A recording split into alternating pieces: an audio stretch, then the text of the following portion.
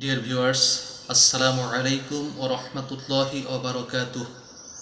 রমজানের অসংখ্য ফজিলত রয়েছে। আমি ছোট ছোট ভিডিও তৈরি করে আপনাদেরকে সেগুলো জানানোর চেষ্টা করছি। রমজানের ফজিলত সম্পর্কে রাসূল পাক সাল্লাল্লাহু তাআলা আলাইহি ওয়াসাল্লাম বলেন, ওয়ালাইসা আবদুম মুমিনুন ইউসাল্লি ফি লাইলাতিহি ইল্লা কাতাবাল্লাহু লাহু আলফা ওয়া খামসা মিআতি হাসানাতিন বিকুল্লি সাজদা।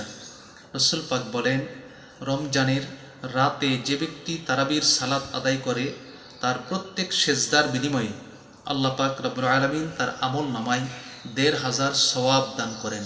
সুবহানাল্লাহ।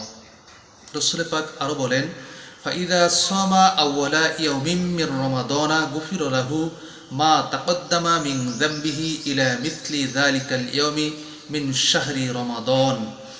যে ব্যক্তি রমজানের প্রথম রোজা রাখে, আল্লাহ তাআলা বিগত বছরের রোজার প্রথম তারিখ পর্যন্ত তার এক বছরের গুনাহগুলো তার আমল নামা থেকে মুছে দেন, তাকে ক্ষমা করে দেন। সুবহানাল্লাহ। আসুন আমরা রোজা পালন করি এবং আল্লাহ পাকের ক্ষমা লাভ করি। সবাই ভালো থাকুন। আসসালামু আলাইকুম ওয়া রাহমাতুল্লাহি ওয়া বারাকাতুহু।